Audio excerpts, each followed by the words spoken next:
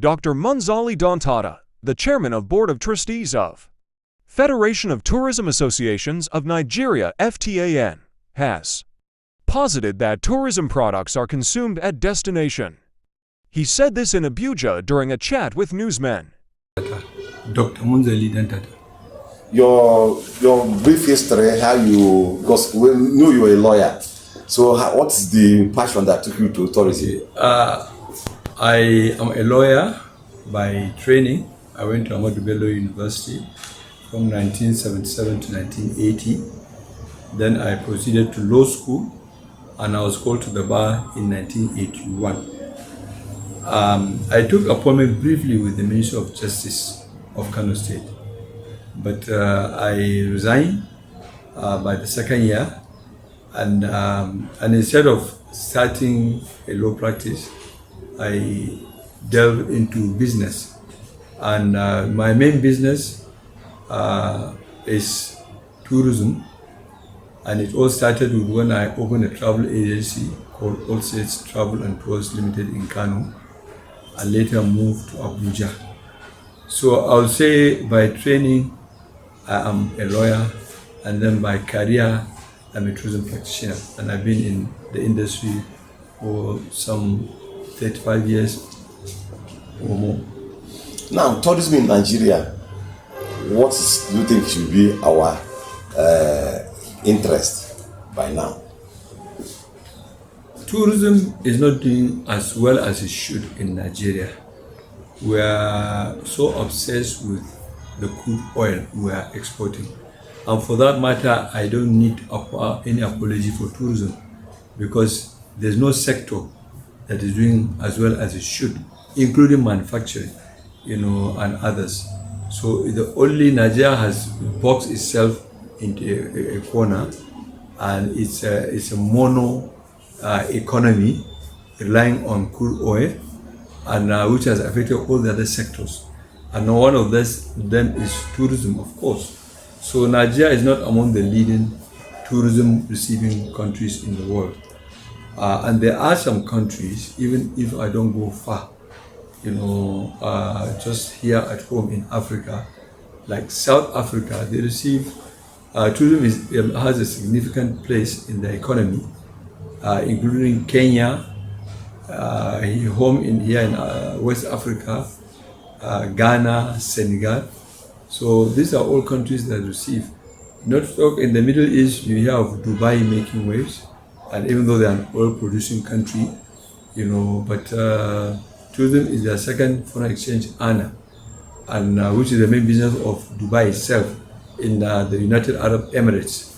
Other Emirates like Abu Dhabi are the ones who rely on petroleum, but Dubai itself, tourism is its main export. So tourism is a big business, and it is the largest industry in the world. It's multifaceted. It has so many subsectors like hotel. Basically tourism is about transport and accommodation.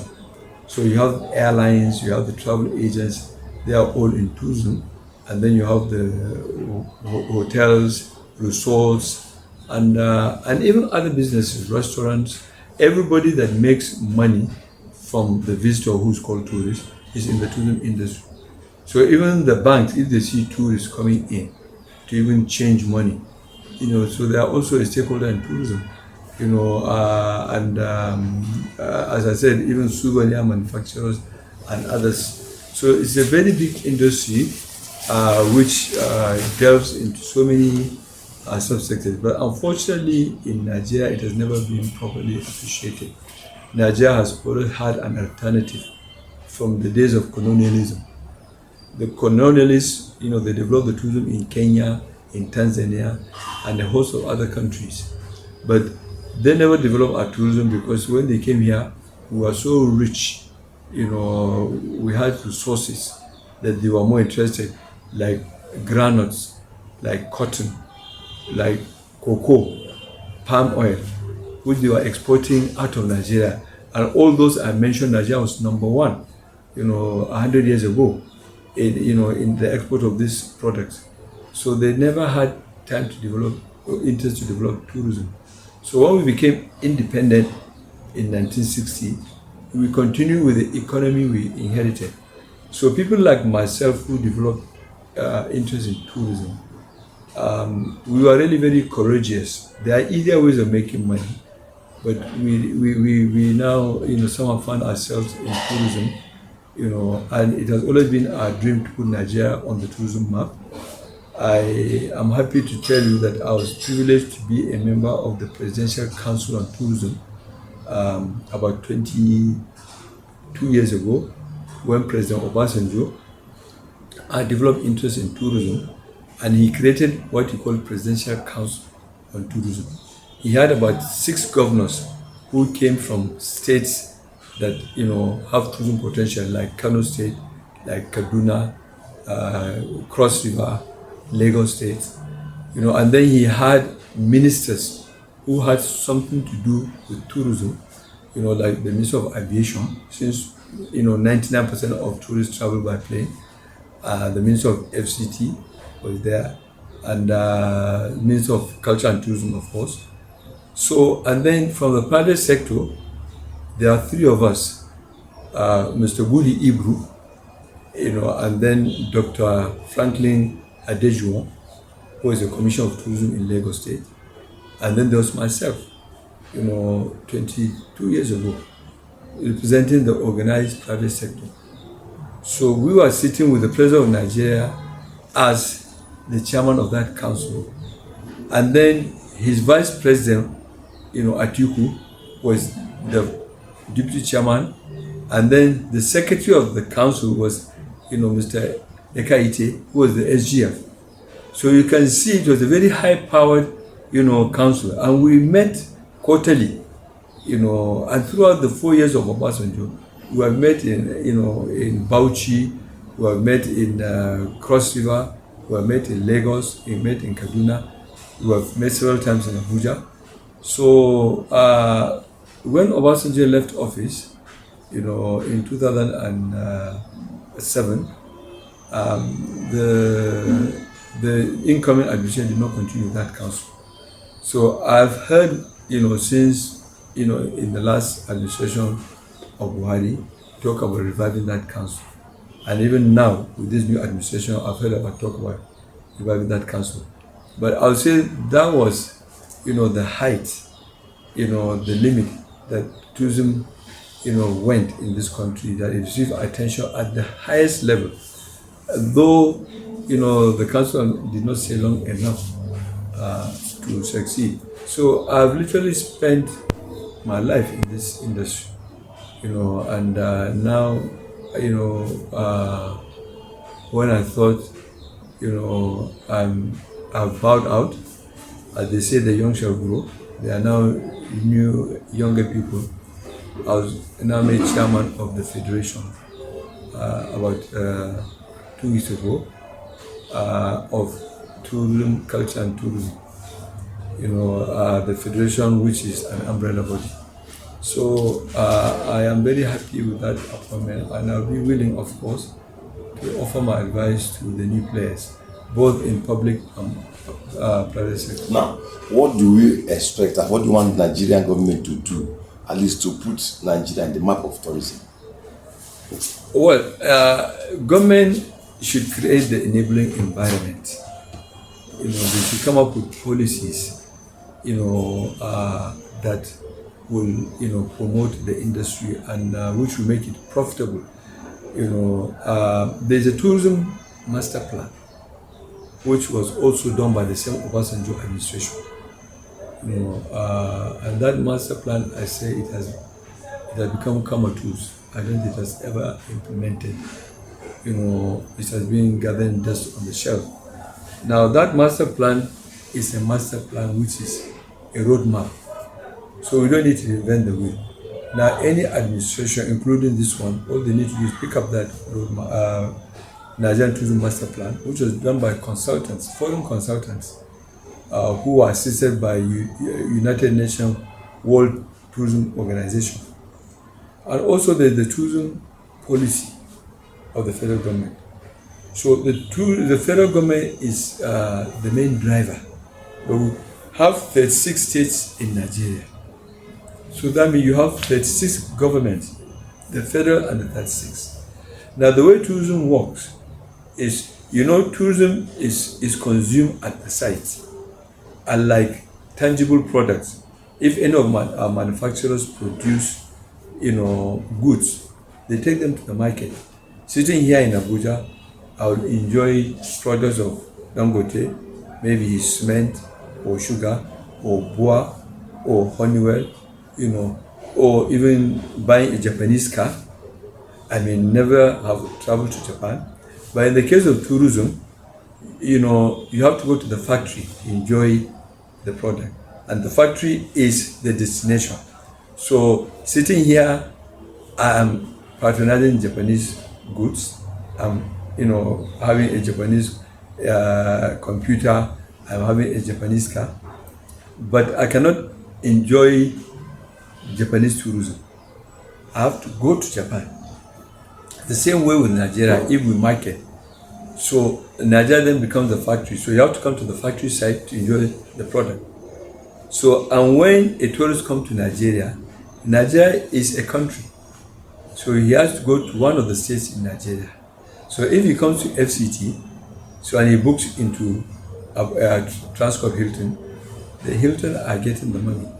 And the taxi driver drove him from the airport. And then the FCT authority also getting tariffs and, and taxes. And then he goes to a resort within FCT. And he goes to the shops in FCT. So you see, that's the way tourism works. The federal government's main, duty is to attract tourists to Nigeria. And then when they are in Nigeria, there are 36 destinations, 36 states that will be competing for them. So if they land at Lagos Airport or Abuja Airport or any of the airports that are international, then they now move to their destination. So the tourism product is consumed at the destination. It's an invisible product, it's a service we are selling. So the federal government is the cheerleader, is the main driver. It attends, through its parastatal like the NTDC, NTDA now. They go to conferences, exhibitions, and market Nigeria. And sometimes consultants who are employed to market Nigeria come up with a slogan, come up with a brand, and everything. So really, and then there are other, ways, the tourism is promoted of nations coming together. For example, the Shenzhen visa, which with one visa you can go to all the European countries. We have rooted for such a visa. Even when I was much younger, 30 years ago, when I was coming, newly in the industry, we were trying to market. To get the governments to issue, at least even in West Africa. We have been to, we see officials along the West African coast, in Ghana, in Senegal. We have a regional federation called FISAVET. So let's have a visa which is like the Shenzhen visa. So if a tourist arrives in Ghana and he can come to Nigeria with the same visa, or if a tourist coming to Nigeria, he can go to Ghana and Senegal. But that has never seen the light of day. So we still enjoy our own individual visas, for each country. So tourism is really, it doesn't just come easy. You have to come up with a strategy, of how, you are going to market your country and then open it for tourists to come. From even the airlines, that Ethiopian airline is the biggest asset of the Ethiopian government and is the best airline in the whole of Africa. At one time, they were even invited to come and manage our airline here in Nigeria. When we used to have national carrier. So you also may have heard about the Emirates, and Dubai Airport. These two are bringing a lot of money for Dubai, which is a province in UAE. So tourism, it has to be well planned and executed. And and I'm sorry to say Nigeria is not on the tourism map. a lot of our leaders don't understand what it is all about. They think it's about even just having festivals. And it's not about festivals. It's about making money. As far as I'm concerned, if money is not made, it's not a tourism, event. So you may have the Argungun Fishing Festival, the Eyo Masquerade, the Calabar Carnival, all these festivals. A lot of them, state governments spend money, and nobody bothers to find out at the end of the day how much was made. If the state government spent £1 billion, has £1 billion been made? Not necessarily by the state government itself, but even by the private operators, the hotels, the tourists, the shops, and all that. So, a lot of our so-called tourism events, to me, they are not tourism events. They are just some jamborees, because we are not making any impact, in the world tourism. We see more business visitors. Most people who come to Nigeria are coming on business, because Nigeria is the biggest economy in Africa. But a tourist per se does not earn money. But all those, the foreigners we see here, come to make money. But the tourist comes to spend money.